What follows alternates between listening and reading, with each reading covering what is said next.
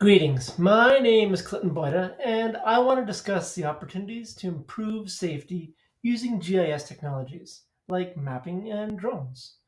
I'm going to quickly go through this slide deck, but I will share the information with you to read at your leisure. Before I can get into my example, let's take a moment to agree that both farming and industry share serious safety concerns that need to be actively managed. Before any analysis, we need to collect data. ArcGIS has Survey 123, but any mobile application could be used as a form to collect field data.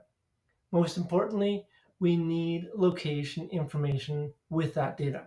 One way to enhance mapping information is to share details on a 3D map.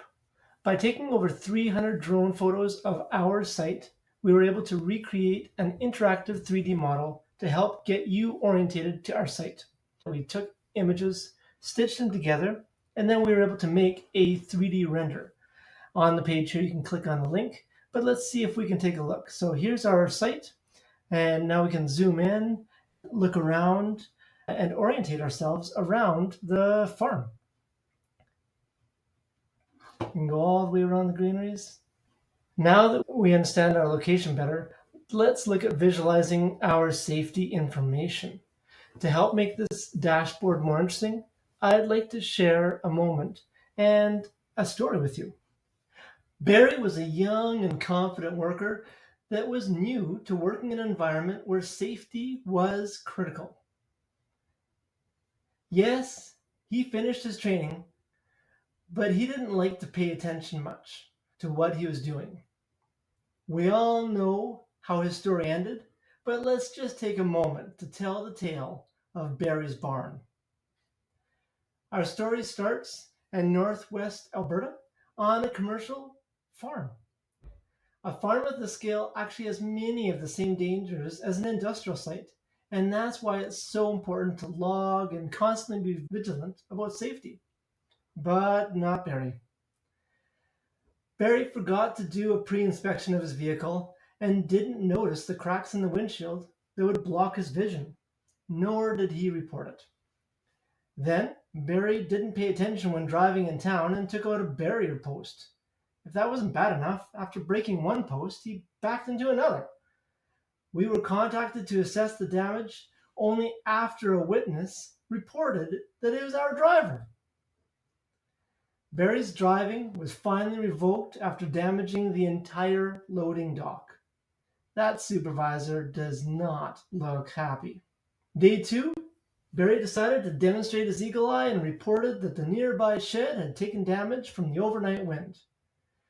And that's when we noticed that the siding of the building wasn't the only thing that was damaged.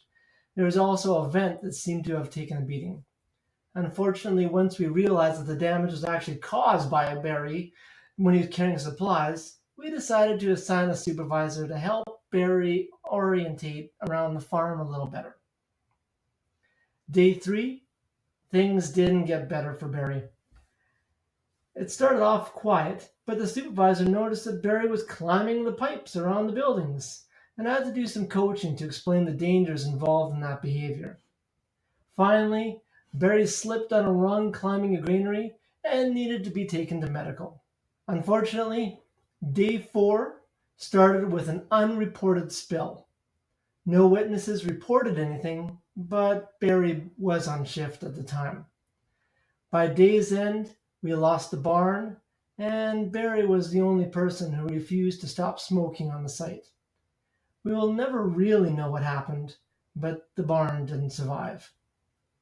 What really complicated matters and sealed the fate of our tragedy is that damaged pipes triggered a chlorine gas leak alarm during the fire, and we needed to evacuate everybody off the entire site. Unfortunately, it was about this time that Barry didn't stay in the muster point and scared everyone speechless. As the equipment was being moved, this is when we believe Barry was struck by the tractor. Poor Barry didn't survive. The good news is that we were able to use the dashboard to assess real-time wind direction and to help with the evacuation upwind during the gas leak.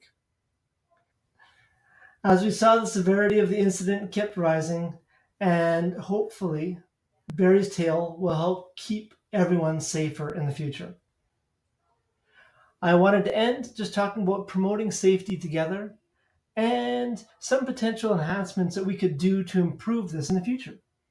For example, extracting map information from our safety programs that we already have on site, retaking the photos from different angles to get better buildings in a 3D render, and the heat maps were only by frequency. I'd love to see them by severity. And looking at Hans Rosling's video here, if you have a chance, it'll give you an opportunity to go through and see what we could do as a movie timeline to see those heat maps changing over time. I have included at the bottom here an image library from our scenario with Barry and a list of links for your interest. Take your time, enjoy, and thanks for your attention.